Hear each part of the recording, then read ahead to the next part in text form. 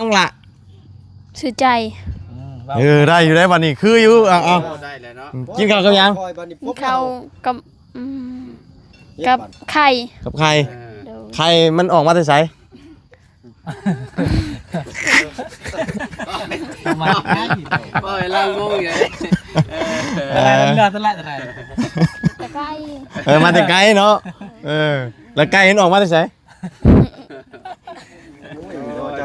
อ้าว เราสิว่าสิยังยากแล้ว กันเนาะทดสอบมังกร ขึ้นละอ้ายไก่กับไข่ได้เกิดก่อนกันหน่อยสิทางเราเบิ่งอ่ะ ทำมึงแล้ว ไก่ไข่กับไก่ ไข่กับไก่ เดี๋ยว ไก่กับไข่ได้เกิดก่อนกันอ้ายคันเจ้าตอบได้น้องก็สามารถตอบได้ ไก่กับไก่ ไก่กับไก่ โอ้ย ให้ทางอันซุม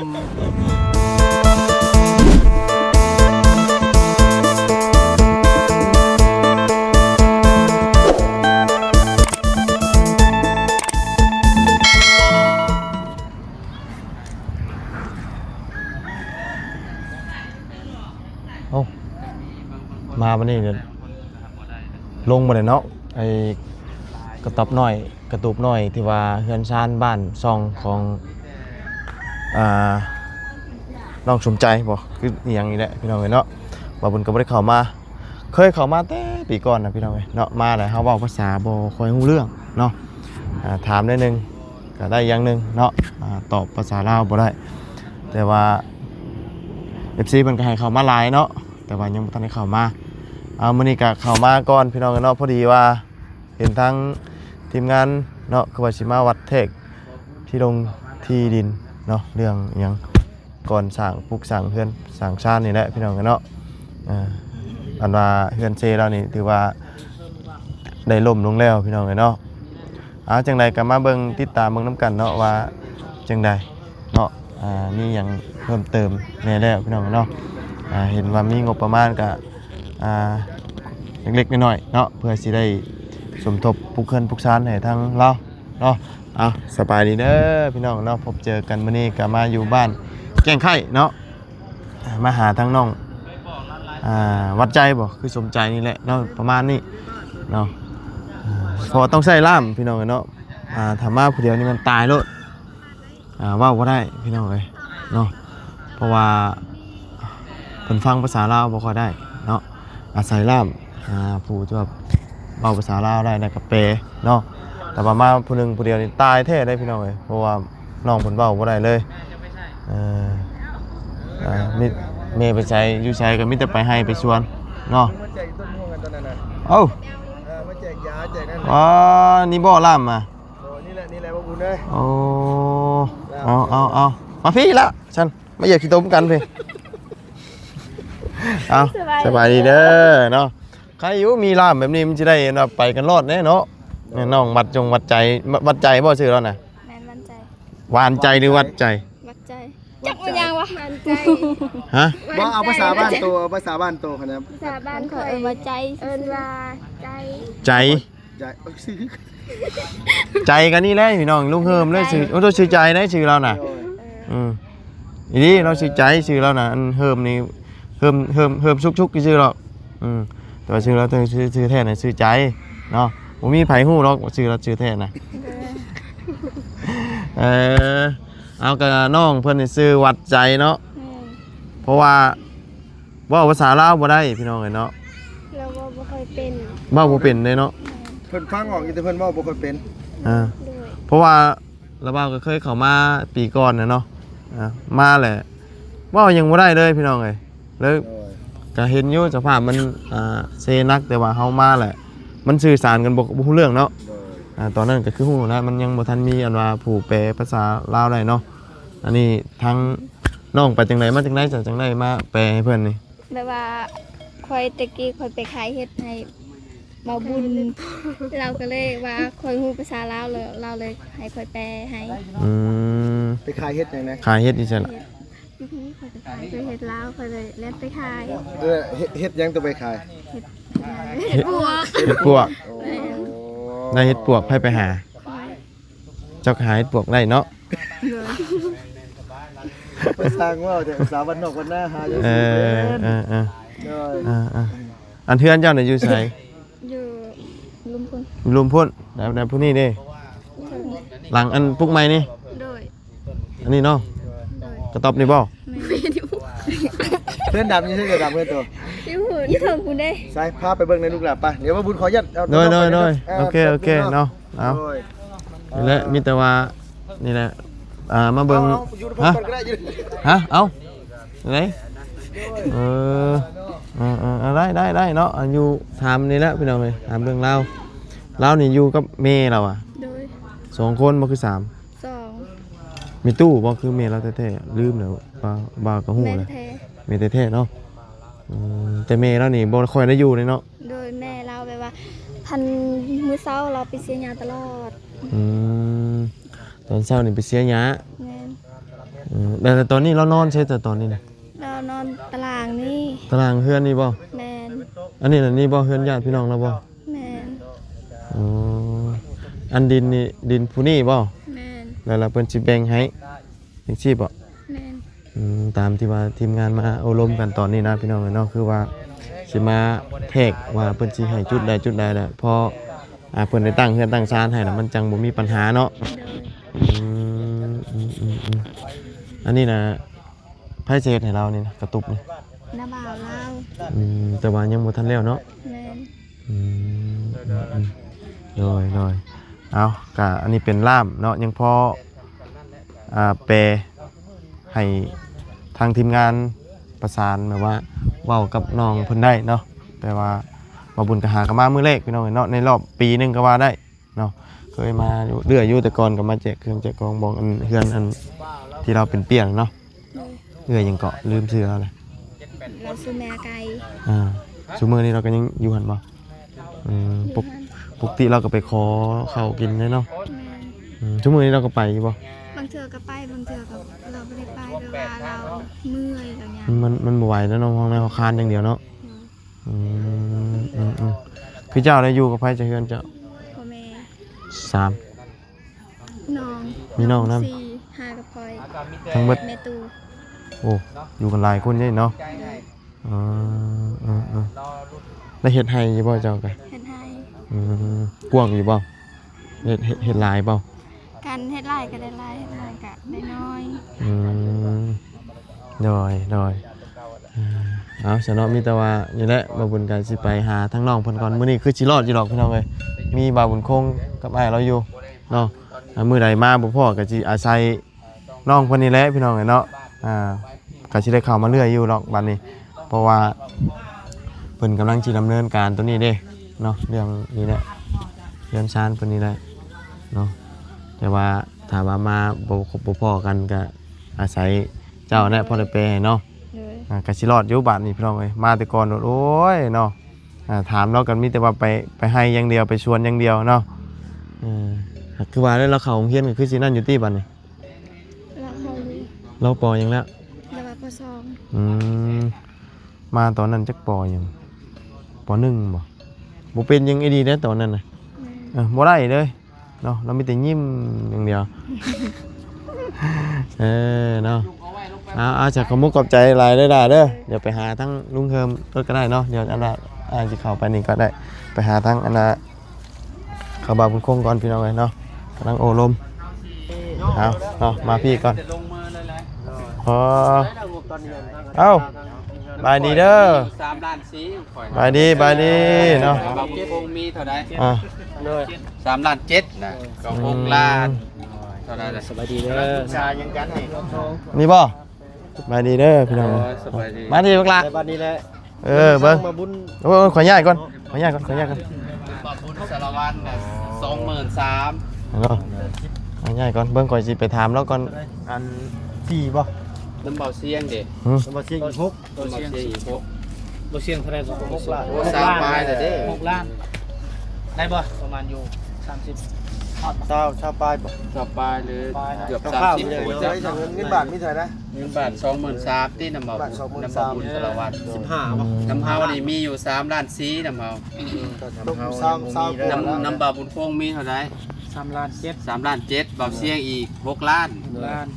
ต ตกอยู่ประมาณ20ปลายกับ30เลยล่ะ แม่นแหละประมาณ20ปลาย บ่เพิ่งนี่มีจังล้าน ทางบ่เพิ่งบ่มีทางบ่เพิ่ง บ่ไรเด้ บ่มี มึงเพิ่ม ป่าเด้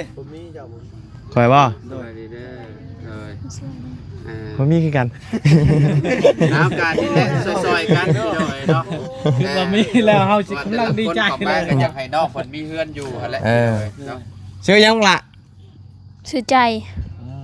ได้อยู่ได้วันนี้คืออยู่เอา ได้แล้วเนาะ กินข้าวกับยัง คอยบัดนี้ปุ๊บ เขากับกับไข่ กับใคร โดย ใครมันออกมาแต่ไส ประมาณนั้น โอ้ยเรางงอยู่ อะไรเลือดตะละอะไร แต่ไข่ มาแต่ไกลเนาะ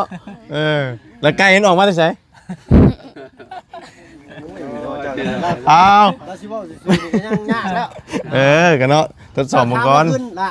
อ้ายไก่กับไข่ได้เกิดก่อนกันหน่อยสิถามเราเบิ่งอ่ะ ถามมึงแล้ว ไก่ไข่กับไก่ ไข่กับไก่ โดย ไก่กับไข่ได้เกิดก่อนกันอ้ายคันเจ้าตอบได้น้องก็สามารถตอบได้ ไก่กับไก่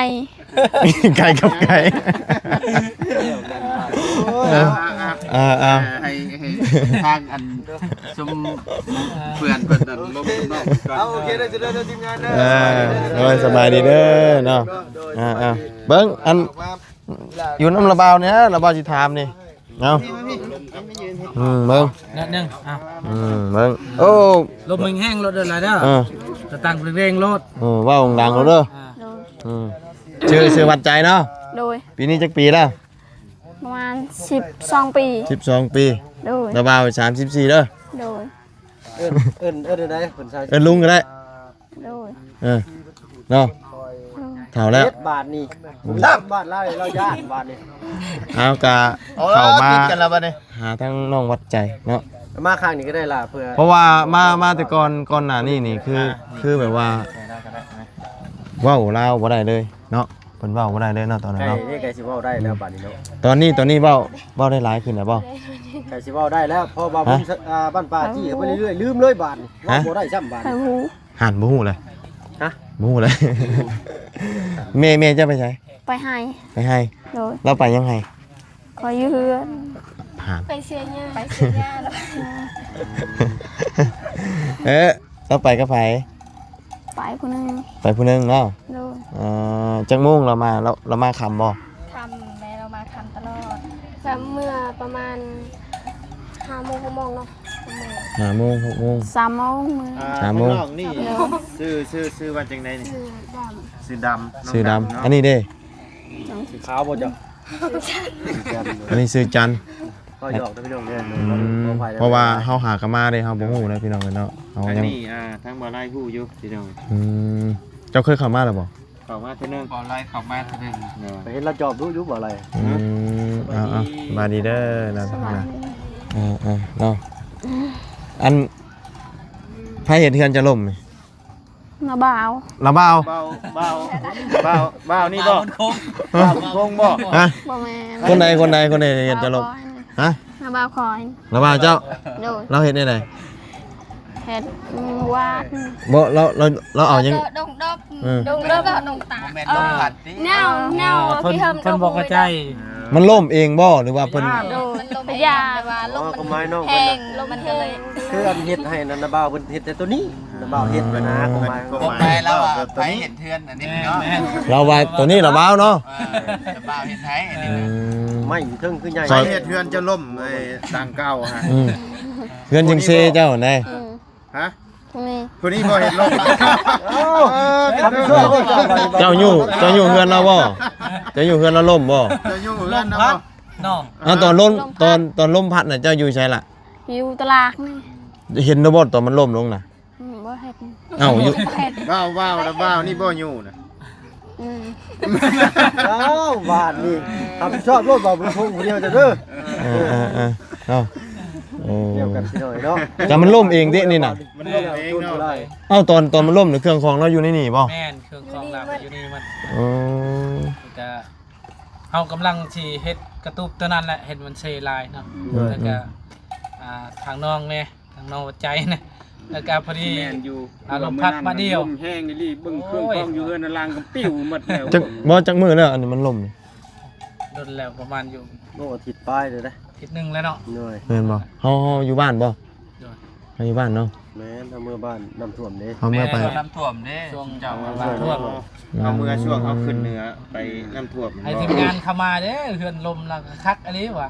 บ่ทันแล้วว่ะนี่เฮือนเราลมก่อนแล้วว่ะ เฮ็ดตัวนี้ล่มเลยบ่ มันก็บ่ล่มนะนี่มีแต่ มาก็บ่ทันบัดเห็นแม่แล้วตัดไม้บ่คงเห็นอยู่คลิปนะ ใช่ เอาตอนนั้นนั่น บ่น้ำคอยเลยเฮือนเราลม อันตอนนี้น่ะกำลังรวมเงินกันที่สร้างไม้บ่ โดย เลยทิศทางชักคาชา ถือสร้างมานำกับบ้านเพิ่นเอิ้น อันนี้บ่สร้างนะ สร้าง กับบ้านเพิ่นเว้าชื่อว่าถือสร้างมานำ แล้ว กับบ้านเอิ้นนั่นพาสร้างมานำ อืม ถ้าบ้านไอ้บุญคงเว้านี่ถือสร้างมานำแล้วอ่ะ แล้ว ช่างมาน แม่นว่าขี่รถมาก็ถือรถมานำต่อ แล้วบัดนี้เว้าง่ายถ้าว่ารวมกันน่ะก็น่าสิได้แต่ไม้บ่ โดย รวมถึงเบิดทั้งมวลนะ ไม่ได้อยู่ไหม ไม่ก็17ล้านบ่ประมาณนี้หน่อย ป เนาะ ระมาณอยู่17 แล้วเฮือนนี่สิเฮ็ดขนาดซำใด สำนองต้นกล้าบ่ 4x5นี่แหละ โอ้สิหน้าสำบ้านน้องต้นกล้าเนาะนี่แหละถามผู้สร้างเพิ่นนี่แหละนี่แหละเฮ็ดกับมือ ก็พอดีเนาะ ำดีอยู่นะดีอยู่เนาะสร้าง อัน ให้ นี้ ดู ก็ ที่อยู่เลย ลืม พอดี ชื่อง าม แล้วแหละค่าครูเจ้านะสร้างยังก็ อันเนี้ย ไอ้ยาไปหน่อยเนาะมือนั้นเจ็บบ่ได้ลืมเลย ตอนนั้นแต่มื้อวานน่ะก็ลงกัน เลยเลย อื เนาะ ม ทีมงานกับหมุนเวียนผัดเปลี่ยนกันไปพี่หน่อยเนาะจะหน่อยกันอำลาพาจากกลับบ้านกลับซองแล้วพี่หน่อยเนาะ กลับแล้วจังหน่อยนี่ก็ กับประมาณนี้พี่หน่อยเนาะทางบ่เพิ่งก็สิขอตัวลำลาก่อนเนาะก็ให้ทาง อยากเข้าแล้วบ่ โอ้ลมโอ้ยอยากแล้วเนาะเว้าจะลมบอกแค่บอกโคตรนี่นะ แล้วยังไม่ใช่บ่เห็นบ่ ยังสั่งอยู่มาจากกันยุโรปเบิ่งนะ แม่วันนึงไหม เครียดแล้วเนาะเอาสำหรับคลิปนี้ไปก่อนเด้อบ้านเด้อเนาะ สวัสดี สวัสดี เอ เนาะ ้ยเด้อ มาละ เกี่ยวเหี้ย เอา บ่ ระ ได้ เบิด แล้ มาว กัน ให้ จับพี่มันแตกได้หั่น ให้แล้วแน่ บ่แตกน้อยเนาะ เบิดในทีมงานเราอยู่น้อยกับหมู่ไอ้เขียวเหี้ยไปเลย เป็นงั้นค่อยเว้าอีกทีละพี่หน่อยเนาะเดี๋ยว มึงปากบ่ดีดิ ยัน เอาไปเลยเนาะสำหรับคลิปนี้ครับเอาเงินไปก่อน เนาะก็รวบรวมเนาะแต่ละคนละคน เพิ่นจะ เรื่อง มีคลิปทางบ้าน เงินซานนี่แหละบาบุญมามื้อแรกก็ยังทันฮู้หยังเนาะ ซอยเข้า เพิ่นได้มาต่อๆไปเพิ่นน่ะสิได้ฮู้แน่ ยินว่าแม่เจ้าบ่สบายแบบว่าเป็นอยัง อันนี้เฮือนเจ้า โดย หลังนี้อยู่กับไผจ้ะ อยู่กับพ่อกับแม่ เฮาก็มีอยู่อย่าอันนั้นโตนิว สามสี่คนเนาะ บ่ดีเฮาก็บ่ฮู้คือกันแต่ว่าเราจะกินก็ มีแต่ให้เพิ่นมาหาเฮาอยู่เพื่อนเฮาสิเอาให้นะ ร้านนิวมักลัง นี่มาครับ หักไม้บ่ หักใหม่เนี่ย ทำไมพอนั่นบ่ ดอกเอาลมกันนะเพิ่นแนะนำเฮาแล้วก็วันนี้เฮาฮู้แล้วก็เฮาก็เก็บเอานะ อืม แต่ว่า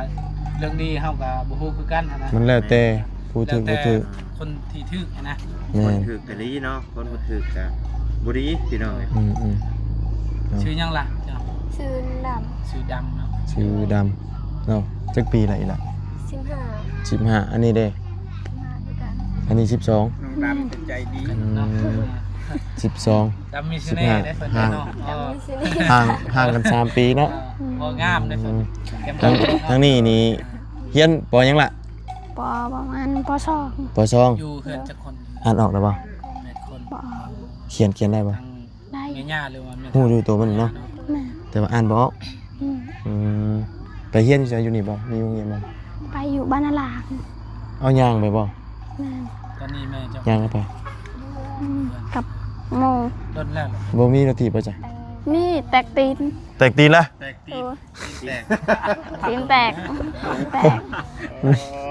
แตกตีน ปวดเหรอ เอากลับกันเด้ แตกตีนตีนแตกนะพี่น้องเนาะ แตกตี คือยางมันแตกอะเนาะ ตีนรั่วแล้ว อืม นี่แต่ รถเจ้าเองบ่ ให้ รถถีบอ่ะ แม่เจ้าคันนี้ ไม่ได้ไป บ่แม่นรถถีบของเจ้าเองบ่ อันป้ายโดนละเทปมีละเทปไม่เบิ้มมาละเทปนูจังอ่อน อยู่จังอ่อนมันสื่อ แล้วบอกว่าเราซื้อให้คนที่เคยมาซื้อเลย อืม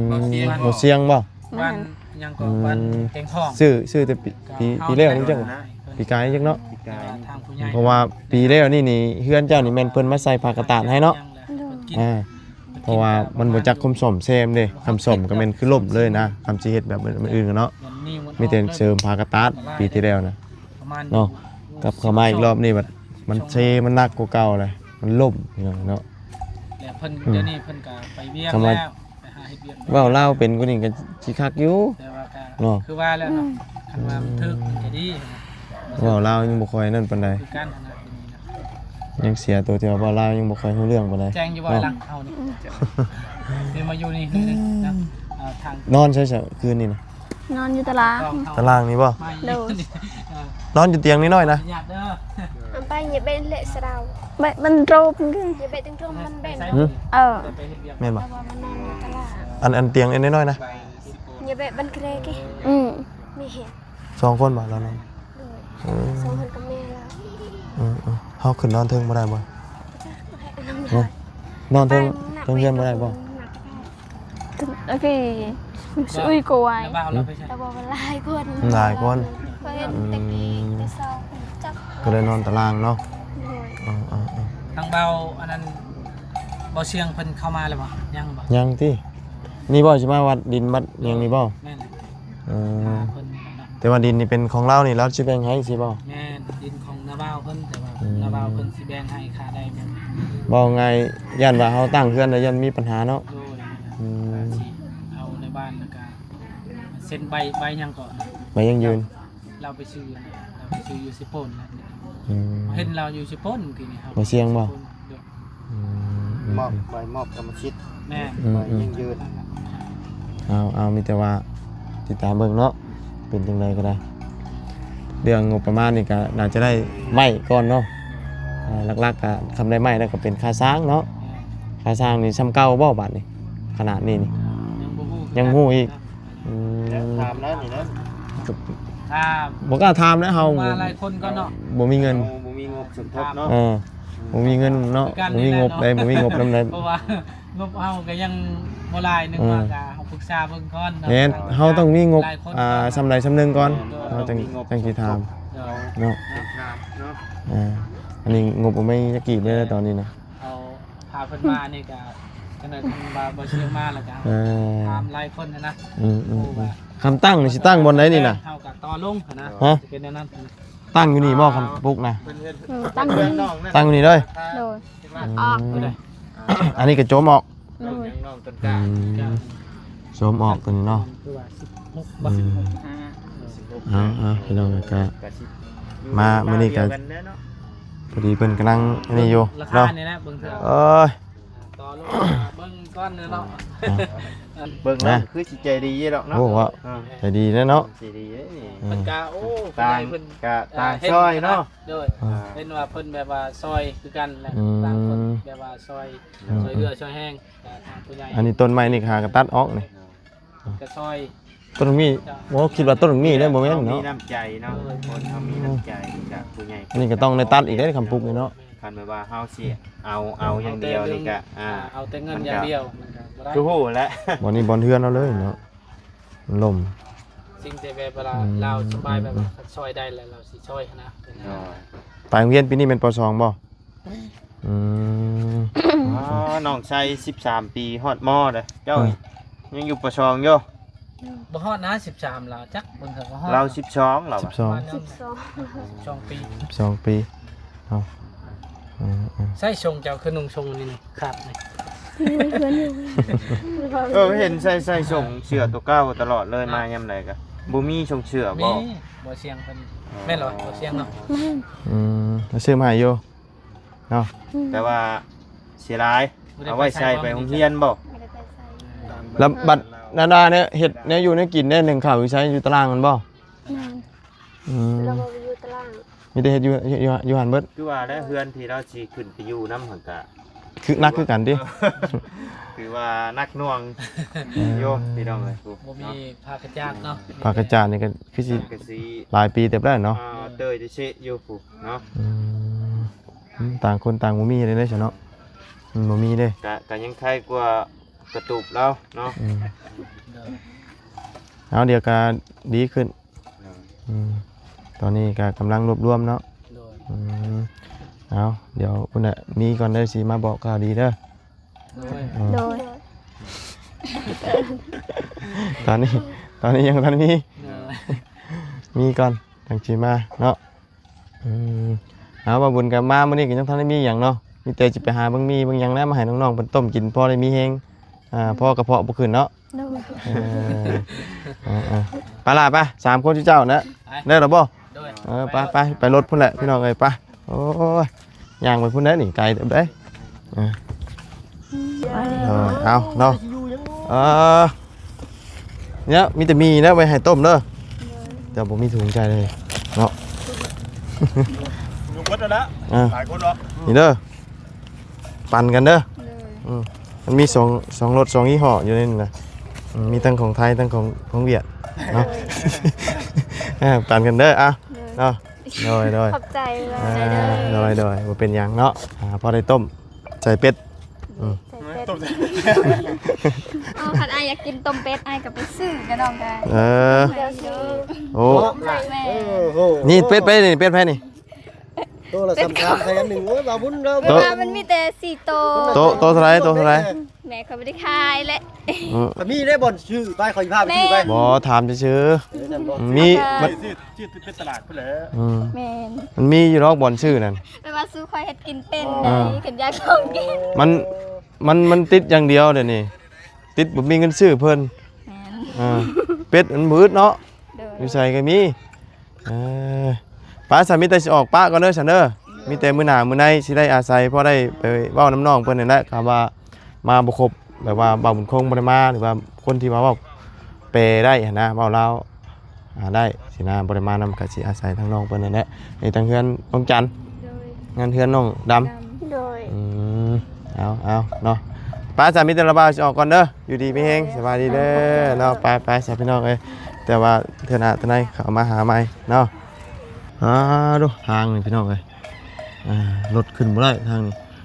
เว้นพุ่นเนาะนักหน่วงอยู่บ้านหลังนี้แตะกอนเข้ามาเรื่อยเลยพี่น้องเอ้ยเนาะมาตอนอันรถคันเก่าเลขบ่บุญเกิดเข้าเฮือนหลังนี่บ่ตอนนั้น